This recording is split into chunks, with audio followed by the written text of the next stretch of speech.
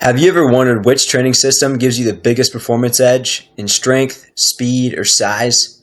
Today I'm breaking down 16 elite methods from the science-backed precision of triphasic training to the explosive endurance of CrossFit, and showing you exactly how to use each and every one of them to crush your goals. Stick around because by the end of this video you'll know exactly which blueprint to use for yourself. The principles of triphasic training are extensively detailed in Cal Dietz's book, Triphasic Training. This method meticulously isolates the eccentric, isometric, and concentric phases of a lift in sequenced training blocks coming one after another. This system is going to be very useful for athletes focusing on strength and injury prevention. During the eccentric block, athletes use a submaximal load, around 80 to 87% of their 1 rep max, with a controlled 3 to 5 second tempo, lowering down, enhancing tendon stiffness and optimizing the stretch shortening cycle. And next, the isometric block incorporates pauses up to 5 seconds, focusing on improving neural drive and force transfer. And finally, the concentric block is just the normal lift, unleashing heavy loads at maximal intent to train rapid force development.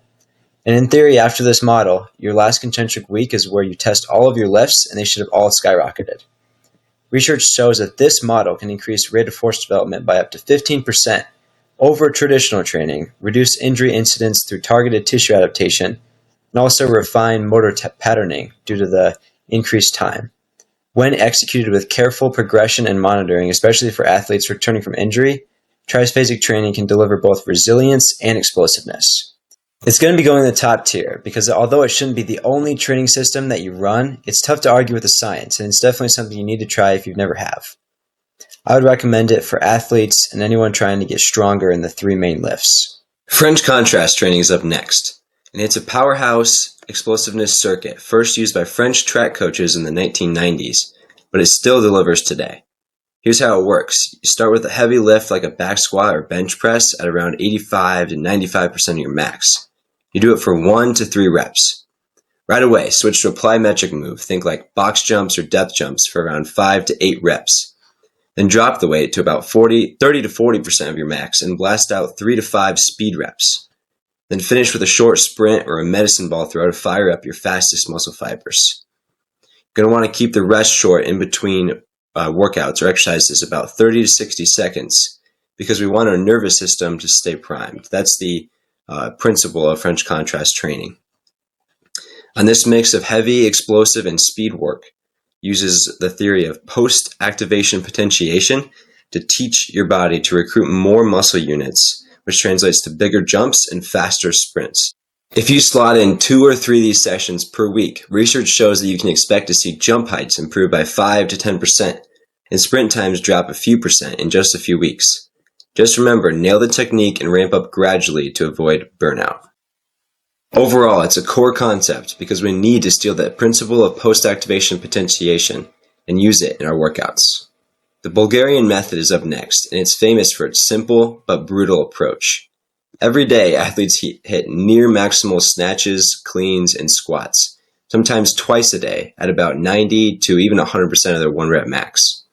The system, developed by coach Ivan Abadjiev in the 1970s, focuses on frequent exposure to competition-level loads so your nervous system learns to fire at its highest capacity, similar to the post-activation potentiation theory we learned from French contrast. There's also less accessory work and no planned deloads, which means recovery and monitoring are absolutely critical. It's important to track athletes' readiness, nutrition, and sleep to prevent burnout. Studies show that with smart recovery strategies, Bulgarian-style training can boost power output by about 10%.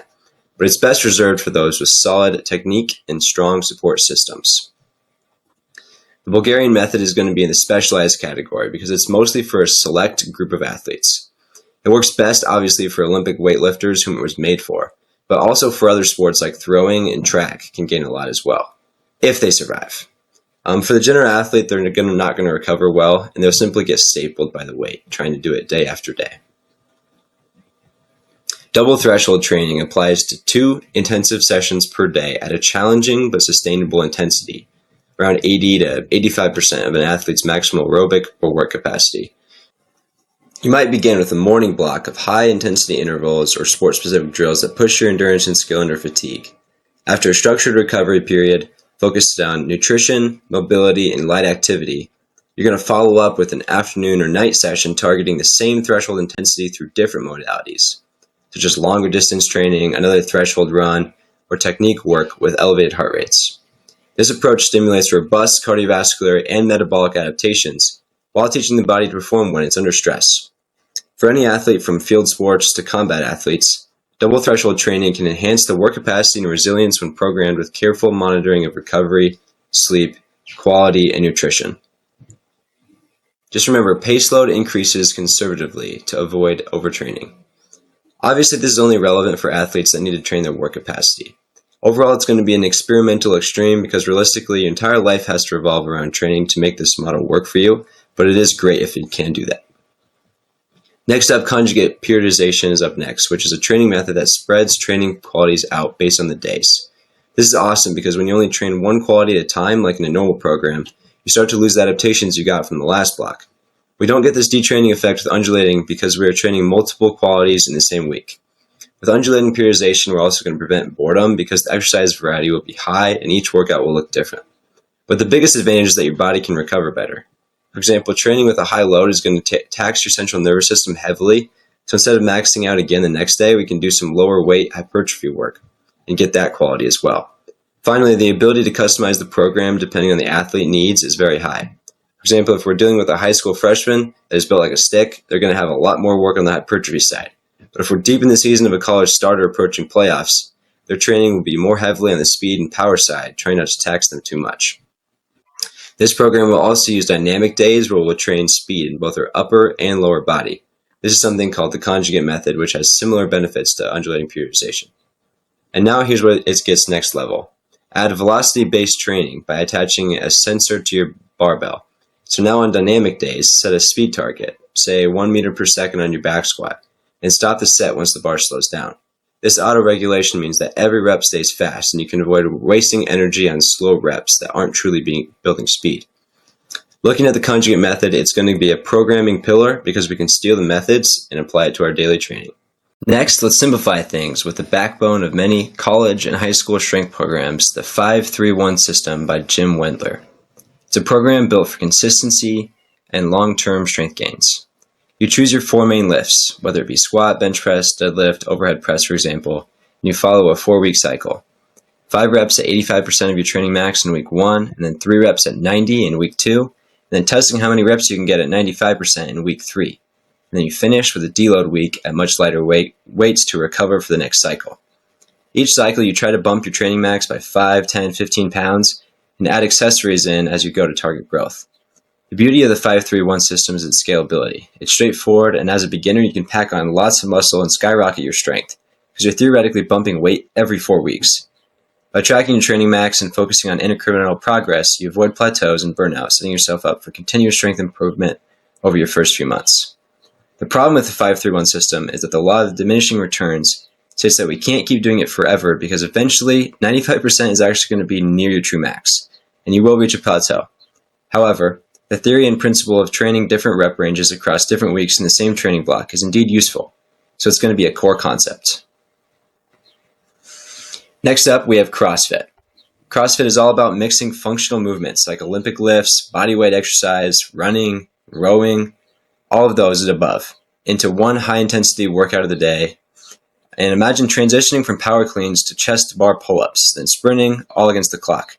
That constant variation challenges your strength, endurance, and coordination in every single session that you do. After a typical CrossFit workout, your heart rate stays elevated long after you hang up the bar. This HIIT style stress ramps up your metabolic rate, leading to greater calorie burn during and after exercise, meaning you can be a great calorie burner for those trying to lose weight. Your muscles adapt to handle diverse loads and speeds, improving muscular endurance and resilience. Neurologically, this rapid shifts between heavy lifts and bodyweight movements sharpens your coordination and skill under fatigue. Over time, you'll notice improved work capacity. You're going to be able to push through more reps and heavier loads before fatigue sets in. But with high volume and intensity, recovery is non-negotiable. You have to prioritize quality sleep, nutrient timing across workouts, and active rest days to keep the gains coming without burnout. Both of these things listed above were things we've talked about in almost all of the principles. Also, when programming intelligently, you got to balance workout of the day intensity with skill work and recovery. CrossFit can deliver a balanced boost in strength, cardio, and agility that translates across every single sport. It's going to be a specialized system because in many sports its use is going to be too demanding. CrossFit could be a decent out-of-season training program, however, in season, most athletes would crumble under the intense load. Alright, now let's talk eccentric-only training, because lifting a weight is one thing, but lowering it down slowly, under control, is where the body can really get some serious gains. Here's a simple breakdown. You load a barbell about 110% or even higher of your usual max. Instead of lifting it yourself, you focus solely on the lowering phase, taking 4 to 6 seconds to let gravity pull you down. Spotters will take off some weight and then you'll lift the bar easily back up. This is the only way to truly overload the eccentric phase because we are obviously stronger going down than we are coming back up, meaning in a traditional lift like a back squat, we never fully work our eccentric phase. When you slow down that descent, your muscles and tendons experience higher tension than during a normal lift. That tension stimulates greater muscle fiber recruitment and signals your body to build stronger, tougher connective tissue. Think of it like training in slow motion so your body learns to handle heavier loads. Implementation is straightforward, but must be respectful of the stress involved. Keep total volume low, maybe 3 to 5 reps over 2 to 3 sets. You'll feel a deep burn and probably notice extra soreness that next day. That's normal, but don't overdo it. Space these sessions 5, even 7 days apart for each muscle group so you can recover fully. And don't do it too long because this system is incredibly stressful on the body. This is taking the eccentric part of the triphasic training to another level, so it's going to go in the experimental category, meaning it's something to do maybe a couple weeks out of the year at most. However, the principles are great here, and if you've never tried it and have the spotters or the coach to do it, I would highly recommend trying it out. Next up, block periodization is like an athletic roadmap that can guide you from base building all the way up to peak performance. You split up your training year or phase into 3 distinct phases: accumulation, transmutation, and realization. And in the accumulation block, you focus on high volume and movement variety to build your muscle and work capacity. Then you shift in the transmutation block, dialing in heavier loads and lower reps, convert that volume into raw strength. Finally, in the last block, the realization block, you taper the volume and emphasize power. Think explosive lifts and peaking protocols to bring all your gains to the floor on competition day or testing day. What makes block periodization so effective for athletes is its laser focus. Instead of chasing multiple goals at once, you tackle one quality at a time, reducing fatigue and avoiding mixed signals to your muscles. A typical model might be 4 to 6 weeks per block with careful monitoring of performance markers like jump height or bar speed to ensure you're on track. For example, a basketball player could spend the fall hypertrophying, I don't even know if that's a word, but working on hypertrophy and adding general strength, switching to heavier, sport-specific strength work in the winter, and finish with short burst power drills and vertical jumps peaking in the spring, just in time for the season. By structuring your year into these focused chunks, you give your body clear, uninterrupted signals, so when it's game time, you're not just fit, you're optimized. So overall, it's going to be going in the programming pillars, because when we use it alongside our other things that we've learned here today, we really see the goals work out. Next, we're going to be going with the push-pull leg split, a favorite in bodybuilding circles. You organize workouts into 3 themes. Push day for pressing movements like bench press and shoulder press, pull days for rows, pull-ups, and biceps work, and leg day for squats, deadlifts, and lunges. For bodybuilding, it's ideal. You can hammer each muscle group with high volume and perfect mind-muscle connection. Know all that bodybuilding stuff. However, for on-field or core athletes who really need to blend strength, power, agility, and sport-specific skills, this split is not perfect. Athletes benefit more from full body or movement pattern sessions that closely mimic sport bands, rather than isolating body parts in separate days. In short, push-pull legs builds incredible size and even some strength, but you'll want to adapt it if your goal is really on-field performance rather than purely aesthetic gains.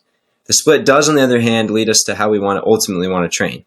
We can group pulls and pushes just like the split does, but for both the upper and the lower body. For example, on an upper body, we can train 4 days a week. If we have 4 days a week to train, we can do 2 push days and 2 pull days for the upper body. And we can do the same with the lower body. For example, on a lower body push day, we do squat, and a lower body pull day, we do deadlift, Romanian deadlift, and glute ham raises. If you want more specifics on this, DM me at NowC Sports, since it's kind of a more advanced concept. I'd be happy to explain this to you. With that being said, it's going to be going in the core concepts. Next up, let me introduce to you Anatoly Bondarchuk's transfer cycle, a method that turned Soviet sports science on its head. Bondarchuk himself was an Olympic hammer throw champion in 1972, and after retiring, he set out to answer one simple question: which exercises actually make you better at your sport? He tested dozens of movements, throws, lifts, sprint drills, and he calculated a transfer coefficient for each, showing how much carryover each drill had to competition performance. And here's how you can use it. Pick 4 to 6 exercises with the highest transfer scores for your event. For a thrower, that might mean heavy implements, medicine ball throws, and resisted sprint drills. Structure them into 2 to 3 blocks, focusing almost exclusively on these high-value drills, and retest your sport metrics like throw distance or sprint time to measure real gains. And the beauty of Bondarchuk's system is its laser focus. You're not wasting time on the generic wet lifts that just make you feel good in the gym, but don't help on game day. That's debatable, but that was what Bondarchuk taught. Instead, every rep, every set is chosen because it directly improves the exact skills you need. And because you track transfer coefficients, you know whether you're actually getting better. Implementing it does require some upfront testing and basic record keeping, but for coaches who love data, it's a dream. Far less fluff and far more performance. Give it a try and watch your training efficiency and your sport results skyrocket. This is going to be a specialized system because although it works great for elite athletes, the first few years of training do not need to be so complicated, and the basic lifts will work great. Now let's dive into another Russian protocol, the Smolov Squat program. Originally designed in Russia to add 40 plus pounds to your squat in just 4 weeks, Smolov is built on relentless frequency and progressive overload. Here's the gist. You squat 4 days a week, cycling through a base mesocycle, switching mesocycle, intensive mesocycle, and taper. Don't worry too much about that. But each week you're going to bump your squat sets and reps. Think up to 7 sets of 5 reps at 85 to 90% of your max, just absolutely destroying your body, before peaking with heavy singles and doubles at the end. It sounds brutal, right? And it is. But here's the kicker. With thoughtful tweaks, you can apply the Smolov's framework to nearly any lift. Bench press, deadlift, even stuff like cleans. And you can also adapt it to sport-specific movements that you can do like sled pushes and that sort of thing as well. The key is preserving high-frequency, steadily increasing load pattern while respecting movement technique and athlete recovery as well. For an athlete, imagine a Smolov-style block on your jump using like jump squats and other loaded jumps before basketball season, 4 and 10 sessions per week, and then you taper into plyos and skill work. Your vertical might soar, but of course you need to monitor fatigue closely and dial in nutrition and prioritize sleep. When done right, this program doesn't just test your limits, it rewrites them through focused training. But here's the problem with the program that we looked at before with the vertical jumps. It only really works on one trait across an entire month, and you give up training on other multiple important traits. That's why it's in the experimental extremes. Next up is the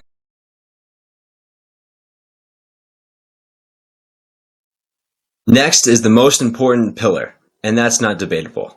The high-low training model. I got this from JT Performance on Instagram. It's a single on-off rhythm that's powered every successful program, from Kenya to Olympic weight rooms. And here's the raw idea. You hit hard, all-out high sessions. Think sprints, hard training sessions for sports, or just a heavy squat day in the weight room. And then you follow it with a true low day. Even elite Kenyan distance runners often treat that low day as almost a complete rest. Not even just like a recovery in general. Sleep, mobility work, and light stretching, and big meals. That full break lets their bodies super compensate, turning fatigue into fitness without tipping into overtraining. Strength coaches also borrow the same blueprint. After a brutal max effort squat like we were talking about earlier with the Smolov Squat method or the Bulgarian Method, you take a low day off the bar.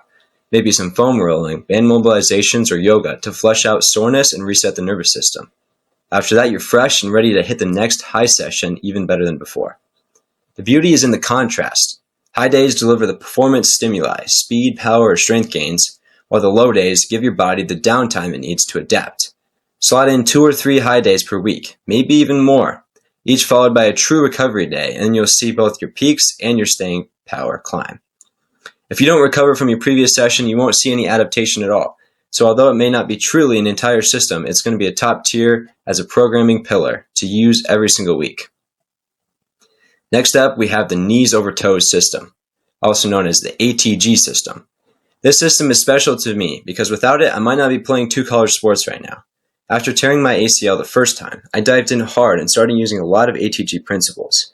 Ben Patrick, or Knees Over Toes guy, on YouTube, his content led me to realize my tendons needed to be strong enough to handle the load I was putting on them. Before that, I was only concerned about strength gains, really, leading me to create muscles stronger than my tendons.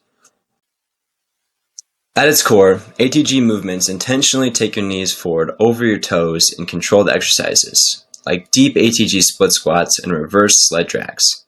So you build strength and resilience throughout the full range of motion.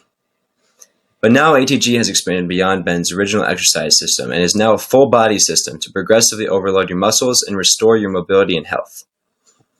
By loading the joints in these end ranges, you stress and strengthen the patella tendon, quadriceps, VMO, and supporting ligaments, which can improve knee health, restore mobility, and even reduce pain.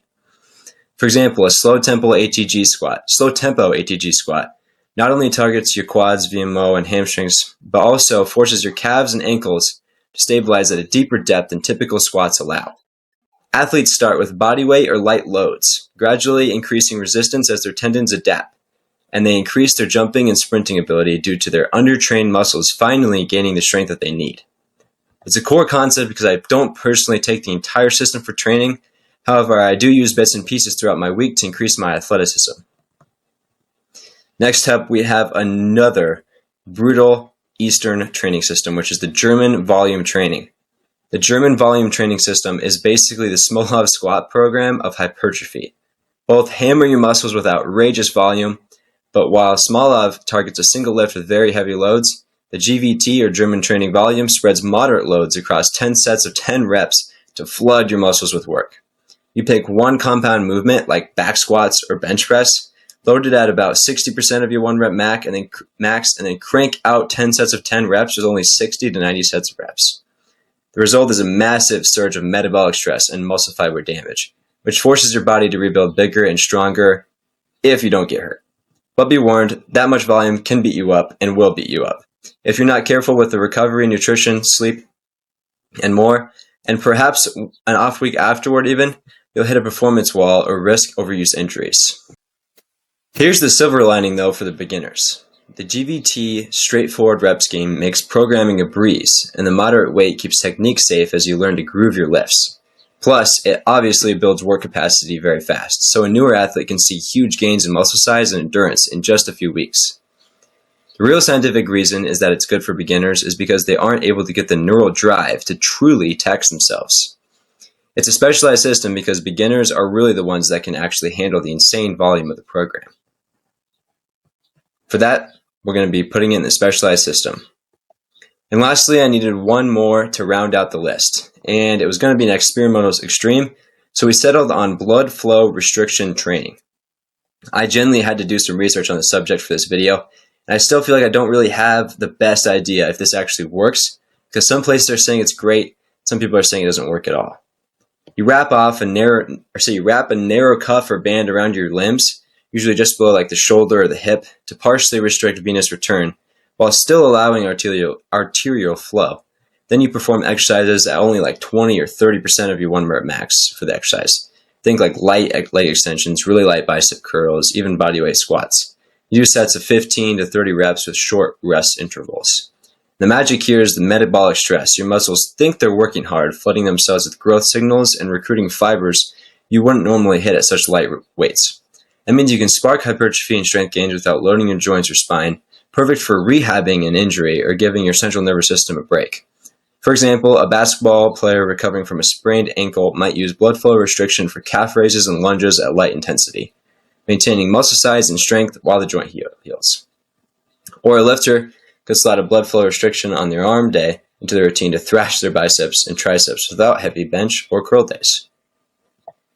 And with that being said, it's obviously going the experimental extreme. Do your own research, but I would recommend trying it out if you can. And alright, that's going to wrap up our deep dive into these 16 powerhouse training methods. Whether you're chasing size, strength, speed, or longevity, there's a system here that you can take to program to your next level. DM me at Analysis Sports and I'll help make your own personalized training program where we use many of these pillars in my own training system. If you found this helpful, drop a comment with your favorite method or let me know which one you're going to try next. Don't forget to like if you learned something new and subscribe for more science-backed coaching tips. I'd love to get to 1,000 subscribers within the month. That'd be awesome. Thanks for watching, and I'll see you in the gym or on the field or the court.